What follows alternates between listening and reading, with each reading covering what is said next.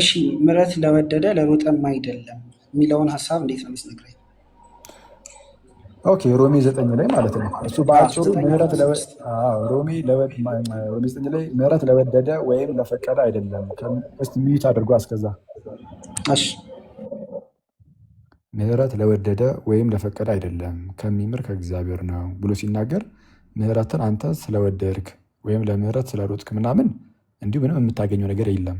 የግዴታ እግዚአብሔር ያስፈልግሃል የሚለውን ለማስረዳት ነው። ልክ እንዴት መሰለ ኦሪጂን ምን ብሎ ያስረዳዋል? ይህንን ለምሳሌ ልና ዲ ፕሪንሲፕ መጽሐፉ ላይ ማለት ነው ኦን ዘ ፈርስት ፕሪንሲፕል የተሰኘ መጽሐፍ አለው።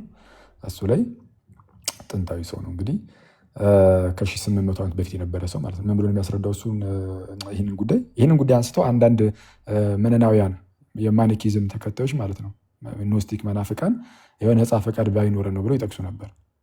በነገራችን ላይ ይህንን አስታውሽ ይለፍ ጥንት ላይ መነናውያን ነፃ ፈቃድ የለም ብሎ የሚጠቅሱን ጥቅስ ነው ዛሬ ሉተራኖችና ካልቪኒስቶች የሚጠቅሱት። ለዛ ነው ይመሳሰላሉ ከመነናውያን ጋር ያልኩት።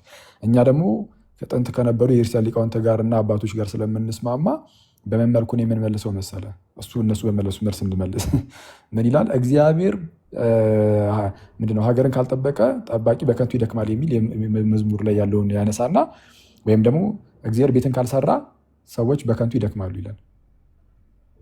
እግዚአብሔር ቤትን ካልሰራ ሰዎች በከንቱ ይደክማሉ።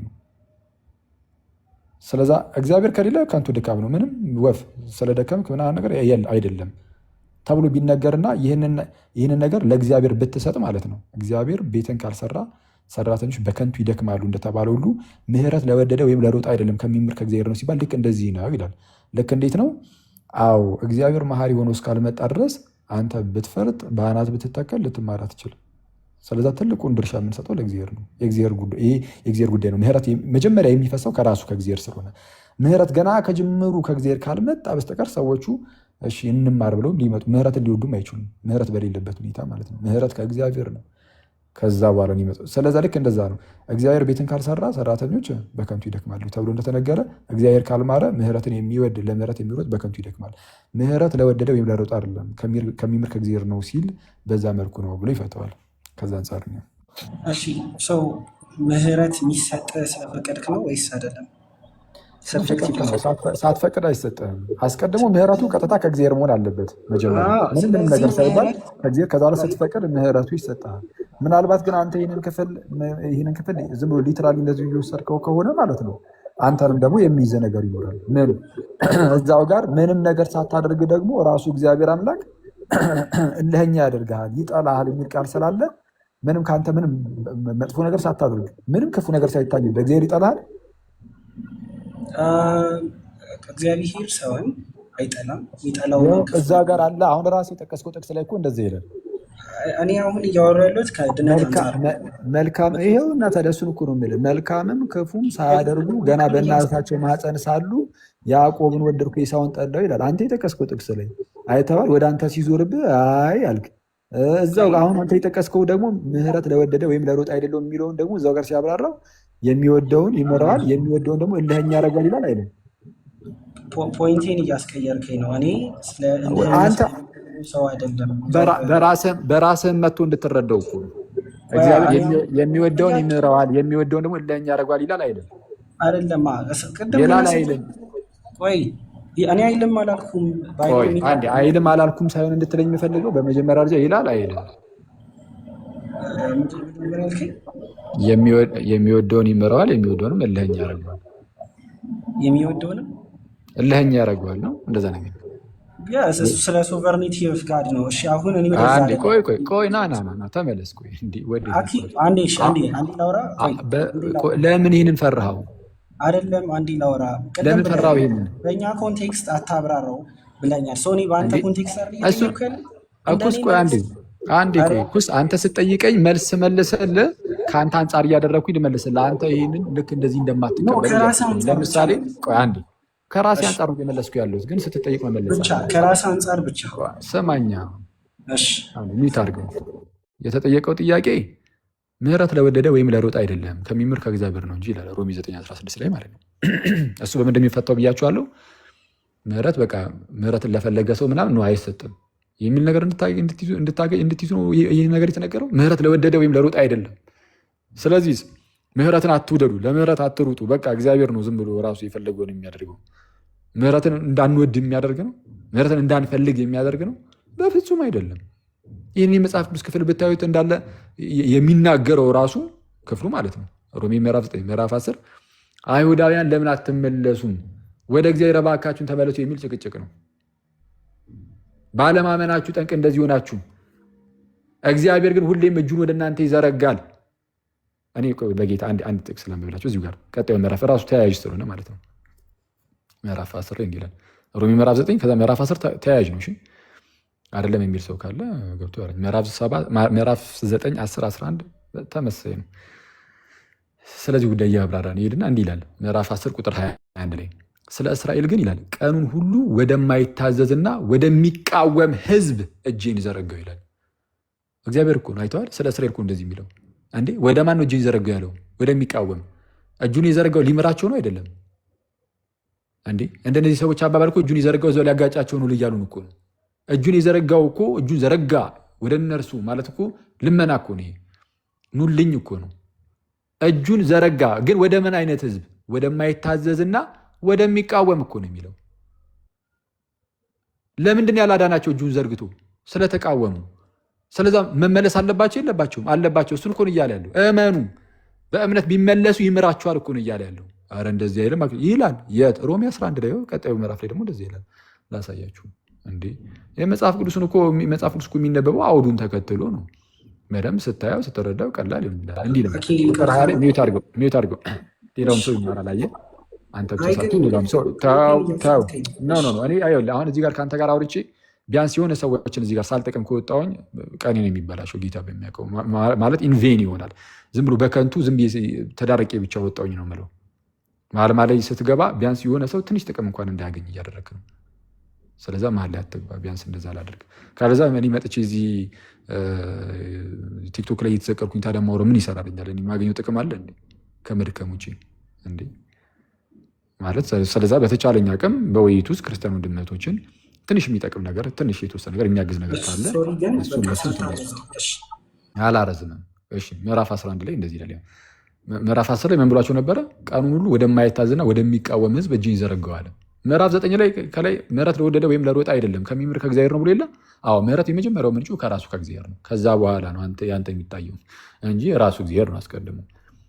እና ከዛ በኋላ አይ በቃ ምንም ምሕረትን በወደደ ምናምን አይደለም፣ በቃ ዝም ብሎ ራሱ እግዚአብሔር ብቻ ነው እንጂ ከሰውየው ምንም አይጠበቅም እንዳትሉ ግን ምዕራፍ 10 ቁጥር 21 ላይ ምን አለ? ስለ እስራኤል ግን ሲናገር ምን አለ? ቀኑን ሙሉ ወደማይታዘዝና ወደሚቃወም ሕዝብ እጁን ዘረጋው ይላል። እጁን ዘረጋ እግዚአብሔር። ይኸው ሊምራቸው፣ ግን እነሱ ካልፈቀዱ አይምራቸውም። ፈቃድ ይጠይቃል። ማመን አለባቸው። ስለዚህ አሁን ጉዳዩ ምንድነው? ተመለሱ ነው፣ እመኑ ነው። ስታምኑ ብትመለሱ ብታምኑ እይፈውሳችኋል ነው። ይኸው ቀጣይ ምዕራፍ ላይ ደግሞ እንደዚህ ይላል።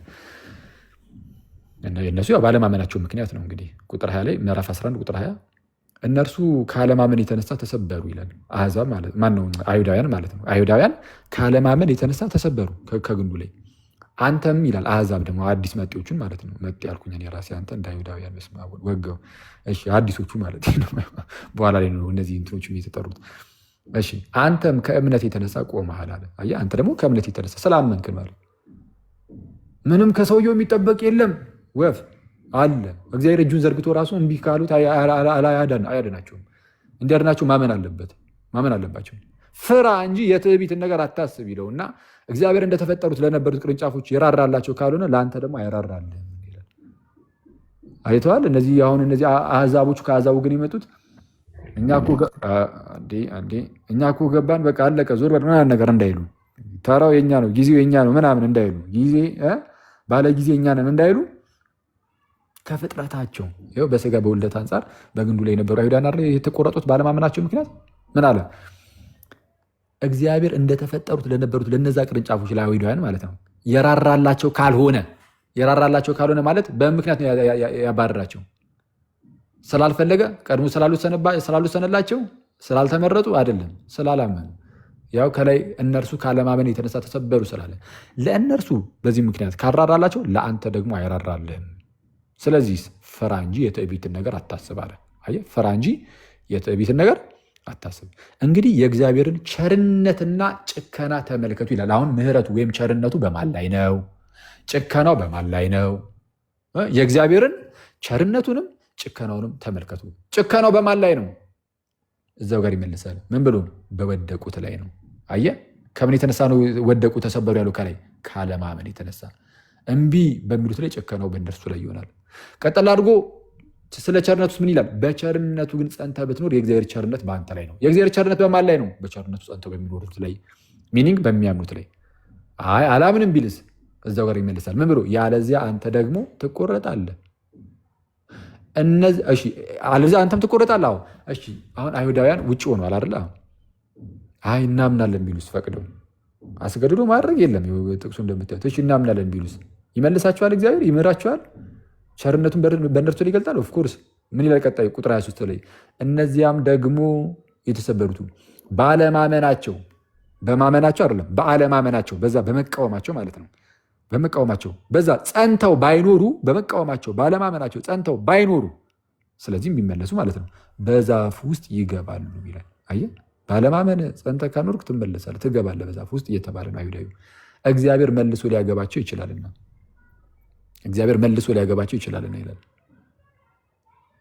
ቀኑን ሁሉ ወደሚቃወምና ወደማይታዘዝ ሕዝብ እጅን ዘረጋዋል። የሰራዊት ጌታ እግዚአብሔር ስለ እስራኤል ሲናገር እጁን ዘርግቷል፣ ሊመራቸው ይኸው ይፈልጋል። ከሚምር ከእግዚአብሔር ነው። አዎ አሁን በቃ መቀበል ብቻ ነው የሚጠበቅብህ። ካልተቀበልክ ግን አይሆንም። ታዲያ ምንድን ነው ሮሜ ምዕራፍ 9 ላይ ምህረት ለወደደ ወይም ለሮጠ አይደለም ይልቁንም ከሚምር ከእግዚአብሔር ነው እንጂ የተባለው ከተባለ ልክ ኦሪጅን እንዳስረዳው እንዳልኩም ከ800 ዓመት በፊት እግዚአብሔር ቤትን ካልሰራ ሰራተኞች በከንቱ ይደክማሉ ተብሎ እንደተነገረ እግዚአብሔር የሌለበት ነገር ምንም ብታደርግ ምንም ብትፈርጥ ምንም አታመጣም። እግዚአብሔር ምህረት ከእግዚአብሔር ነው የሚቀዳው። ምህረት የሚቀዳው ከግለሰብ አይደለም። አንተ ስለወደድክ ከአንተ ፈቃድ ወይም ከአንተ መውደድ ከአንተ ሩጫ የሚቀዳ ምህረት አለ እንዴ? የለም እኮ እንደዛ ብለን አናምንም። ምህረት ከራሱ ከእግዚአብሔር ነው። እሱን ግን ተቀበል፣ እሱን ተቀበል ነው የምትባለው እንጂ እግዚአብሔር አስገድዶም አይሰጥህም። በቃ ፈቃድን ይጠይቃል። ለዛ ነው እጁን ዘርግቶ እዛው የቀረው። አንተ ግን ይህንን ቀያይረ አይ ያለ ፍላጎት ያለ ፈቃድ ምናምን እንደዚህ አይነት ነገር ውስጥ ስለገባ ምን አይነት ጥያቄ ጠየቅኩም? እንደዛማ ከሆነ የምትረዳው ቀጥታ ቀጣዩን ጥቅስ ላንብብልህ። መጽሐፍ ፈርዖንን ኃይሌን በአንተ አሳይ ዘንድ ስሜን በምድር ሁሉ ላይ ይነገር ዘንድ ለዚህ አስነሳው ይላልና ካለ በኋላ እንግዲህ የሚወደውን ይምረዋል ይላል። ልክ የሚወደውን ይምራል ይልና የፈቀደውን ማለት ነው። የሚወደውንም እልከኛ ያደርገዋል ይላል። አሁን ቀጥታ ቃሉን ዝም ብለህ ፊት ለፊት ላይ የምታየውን ብቻ እየወሰድክ ከሆነ ያለ ማብራሪያ ዝም ብለህ እየተቀበልክ ከሆነ እንግዲያውስ የሚወደውን ይምረዋል ባለበት በዛው ክፍል የሚወደውን እልከኛ ያደርገዋል ይላል። እግዚአብሔር ሆን ብሎ አንዳንድ ሰዎችን እልከኛ፣ አንዳንድ ሰዎችን ደግሞ ይምራል። አንዳንድ ሰዎችን ይምራል በራሱ ፈቃድ ዝም ብሎ ምንም ያለ ሰውዬው ምንም ነገር ደግሞ አንዳንዶቹ ዝም ብሎ እልከኛ ያደርጋል ማለት ነው። መልስልኝ። አኬ ብዙ ረዥም አወራ፣ ግን ዳስናረ ፖይንት የኔ ፖይንት እሷ አልነበረም።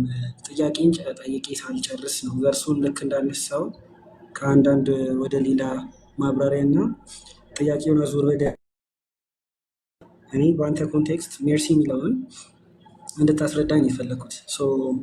አሁን ክሊርሊ ስጠይቀ ቅድም ወደ ነበረው ሰውዬ ነው የምመልስ። ይቻላል? ወደ የትኛው ሰውዬ? በዊክነስ ነው ያለው ሰውዬ። ይህንን የመጽሐፍ ቅዱስ ጥቅስ ታውቀው?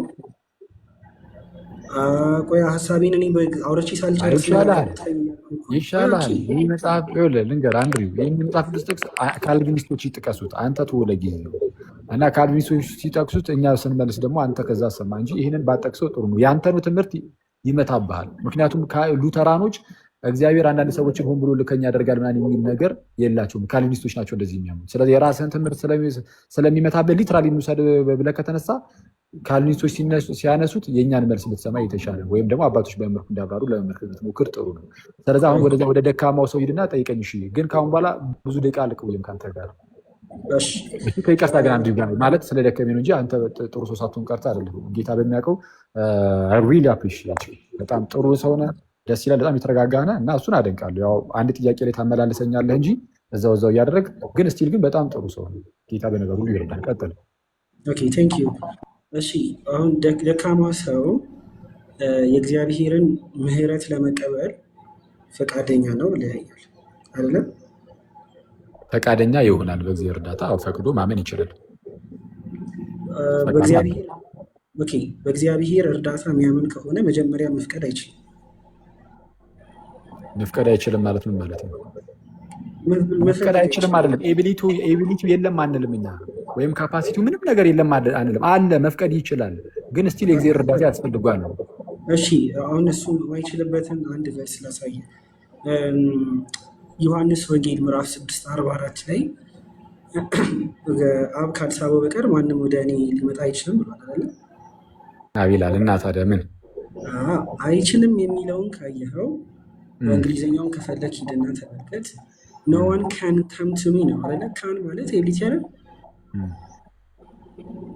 እሺ ኩስ አብ ካልሳበው በቀር ወደ እኔ ሊመጣ የሚችል ማንም የለም ማለት በእንግሊዝኛው ማልኮ በአማርኛው ማልኮ ምንም ልዩነት እኮ አልፈጠረም። ስለዚህ አለመቻል እንዳለ ላሳይ ፈልጌ ሰው በራሱ እንደዛ አይደለም የሚለው እንደዛ እኮ አይደለም። ቆይ በራሱ ብቻ እያልክ ከሆነ በራሱ ብቻ ነው ዝም ብሎ እንደዚሁ ነው ወደ እግዚአብሔር መምጣት የሚችለው አላልኩም። ግን የእግዚአብሔር እርዳታ ያስፈልጋል። ቆይ አንዴ የእግዚአብሔር እርዳታ አይደለም እንደዛ አይደለም። ጥቅሱ ምን ይላል የሚለውን እኮ መጠየቅ አለብን።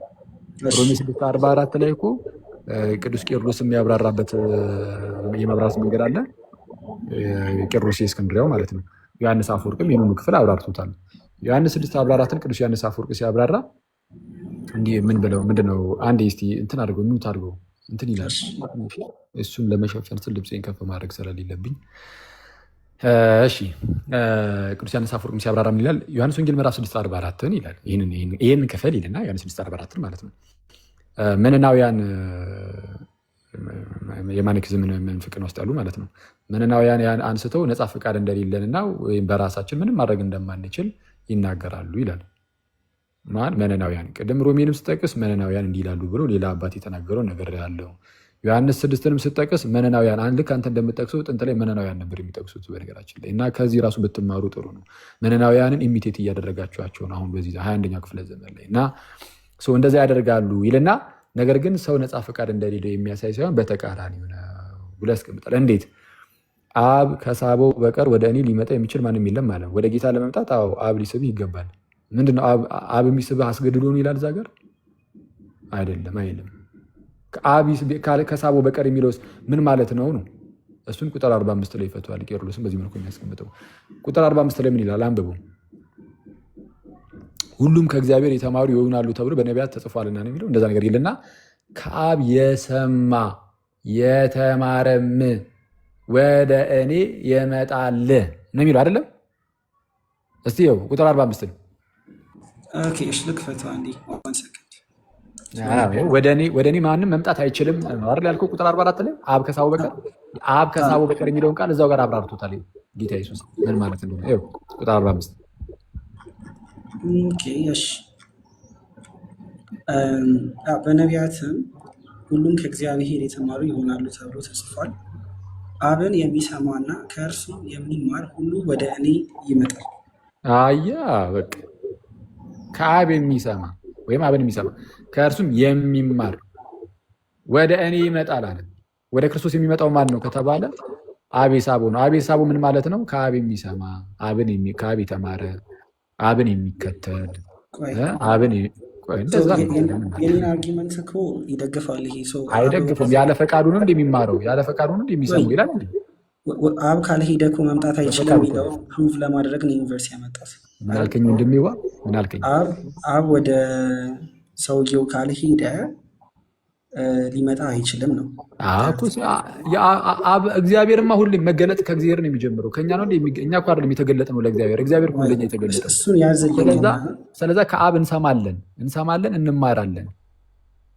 ከአብ እንሰማ እንማርና ቆይ አንዴ ከአብ የሰማ የተማረ ሰው አብን የሚከተል ሰው ከሆነ ጌታ ኢየሱስን የላከው አብ ስለሆነ እንግዲያውስ የላከውን ኢየሱስንም ይቀበላል። ኦልሬዲ ኢየሱስን የላከው እነርሱ ምንድነው የሚከተሉት ራሱ አብ ነውና። ግን ኢየሱስ ክርስቶስ ለምን አልተቀበሉትም ከተባለ ወይም በጌታ ኢየሱስ ለምን አላመኑም፣ ወደ ክርስቶስ ለምን አልመጡም ከተባለ ገና ከጅምሩ አብን አንሰማም ያሉ ናቸው። እነዚህ እዛው ላይ ጥያቄ ልጠይቅ። ጠይቀኝ። አብን የሚሰማና ከእርሱ የሚማር ሁሉ ወደ እኔ ይመጣል ይላል። ሰው አብን ለመስማት ከአብ ለመማር ቅድሚያ ፍላጎት አለው ወይ? እሱ ነው እኮ ትልቁ ጥያቄ። ፍላጎት አለ፣ ፍላጎትም አይጠፋም። ማን ነው ፍላጎት የለም ያለው? ኬት ነው ያመጣችሁት እኮ ነው። አሁን ጥያቄው ያ ድካሙ ያለው ሰውዬ አብ ቅድሚያ ወደ እርሱ ካልመጣ በራሱ መምጣት አይችልም በሚለው መስማማት እንችላለን። አብ ወደዛ ሰውዬ ሄዱ፣ አስተምሩት፣ ከአብ ሰምቶ ማስተማር ማለት እኮ በዛ በሲናጎግ ወይም በዚህ በጉባኤው በዚህ በአይሁዳውያን ማለት ነው የእግዚአብሔር ቃል ተላልፏል። ያንን የእግዚአብሔርን ቃል የነቢያቱን ቃል ምናምን እሱ ከሱ መማር እኮ ነው። በዛ ውስጥ ከእግዚአብሔር ይማራሉ ማለት ቀጥታ ያንን ከእግዚአብሔር የተገለጠውን ነገር አሜን ብለው ይቀበላሉ። ስለዚህ እነዚህ ከእግዚአብሔር የተማሩ ቁጥር 44 ላይ ያለው መሳ ወደ እኔ ካልሳበው በቀር የሚለውን እንዴት እንደሚስበው ነው የሚያሳየው አይደል? አዎ እንዴት እንደሚስበው ነው የሚያሳየው። እንዴት ነው የሚስበው? ካልተሳበ መምጣት አይችልም ነው ጌታ ኢየሱስ። እኩስ አንዴ ቆይ፣ አብን የምርም የሚከተል ሰው ካለ ክርስቶስን የሚከተለዋል። ስለዛ የአብ የሆኑት የክርስቶስ ይሆናሉ። ስለዚህ ምንድነው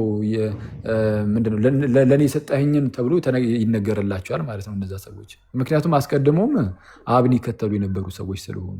አሁን አንተ ጋር የሚመጣው ጥያቄ ጌታ ኢየሱስ መጥቶ ሞቶ ሳይነሳ ሙታን ሳላችሁ ከክርስቶስ ጋር ሕይወትን ሰጣችሁን የተባለው ያለ ክርስቶስ የሆነ ሕይወት የለምና እነዚህ ሰዎች እንዴት አብን እየሰሙ መከተል ጀመሩ? እንዴት ከአብ ሊማሩ ይቻሉ? ሙታን አይደሉ እንዴ? ወይስ ሕያዋን ናቸው? ኦኬ በጣም ጥሩ። አሁን ራሱ ጥያቄ ለራስ የሚሆንበት ምክንያት ምንድን ነው? መጀመሪያ ጥያቄ መልሰው መምጣት አይችልም ብሏል። ስለዚህ አክተሩ ጥያቄው ምንድን ነው? የእኔ ጥያቄ ምንድን ነው? አንድ ያ ሰውዬ ሙታን ሞተ ከሆነ አብ እንዴት ሊሰማ ይችላል ነው ያመጣው። ኤግዛክት የሚለን ምንድን ነው? ሰው እንዴት ከአብ ሊማርና ከአብ ያው ራሱ ወይ ጋድማ ኢኒሺየት የሚያደርገው ብዬ እኮ ተናግሬያለሁ። እኮ ዳግም ልደት ሰጥቶት ከሆነ ክርስቶስ ሞቶ ሳይነሳ ዳግም ልደት አለ ማለት ነው እያልክ ነው። ኬታ መጣው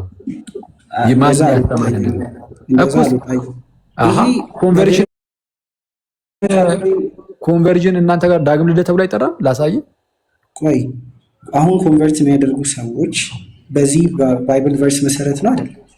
አሁን አላልኩም። እኔ በሰዓቱ ስለተነገረው ነገር ነው ንገረኝ እያልኩ ያለው። ከክርስቶስ ትንሣኤ በኋላ አይልም።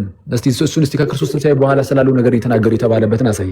ኧረ አኬ እያደከምከኝ ነው። አሳየኝ። እኔ ደግሞ አሁን ስላለው አይደለም ጥቅሱ የሚያወራው። አሁን ጥቅሱን አምጥተህ የለ ጥቅሱን ስታመጣው ወንድሜ አንድሪው እዛ ጥቅሱ ላይ የተቀመጠውን ነገር ይዤ እያወራው ነው። ዝም ብሎ ጥቅሱን ያላውዱ ዝም ብሎ ማንጋጋት እኮ አይደለም። ጥቅሱን ካመጣኸው አይቀር እንኳን አመጣኸው አልኩና ከአብ የሰማ የተማረም ወደ እኔ ይመጣል ይላል።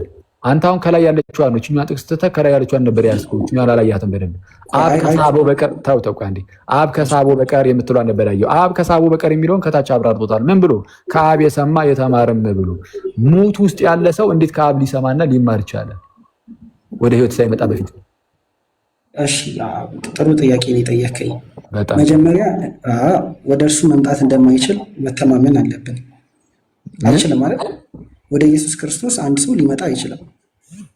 ይህ ስለ አይሁዳውያን የተነገረው አይሁዳውያን ከአብ የተማሩ ከአብ የሰሙ ከሆኑ ወደ ጌታ ይመጣሉ። አይ ካሉ ግን አይመጡም ነው። አብን እንዲህ ያለ ኢየሱስን እምቢ ይላል ነው። ፈሪሳውያንም በክርስቶስ ሊያምኑ አልቻሉም። አብን አልተከተሉትም ማለት ነው። እና እነሱን አንድ ክርስቶስ ሲወቅሳቸው ሲገስጻቸው የነበረው በከባባድ ቃል ምን አባታቸው ያመጣሉ እነሱ ፈሪሳውያኑስ ቢሆኑ አባቢ ዝም ብሎ በራሳቸው መሄድ መንጀርገድና ኩፍስ ማለት እንጂ ልባቸው ደንዳና ነው።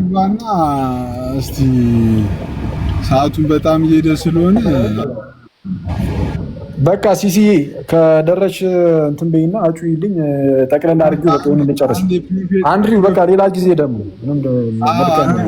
አይ ግን እኔ ጥያቄን ሳልጨርስ አኪ ሌላ ጊዜ ደግሞ በቃ አሁን ሌላ ጊዜ ደግሞ በጣም ያልኩ እኮ ነገር አይደለም እኮ አንድሪው በጣም አንዱ ስታነሳ ስመለስ እኔ በጣም እንዴት እንደሆነ ላስረዳ። የሆነ ቨርስ ሳመጣ ገና ቨርሱን ሀሳቢን አውርቼ ሳልጨርስ እዛው ያለውን ቨርስ እያለ ሰባት ሰዓት ሆነ። ቨርሶቹ ለፕሮፌት ሚኪያስ ልስጡና ላይቡን እንዝጋው።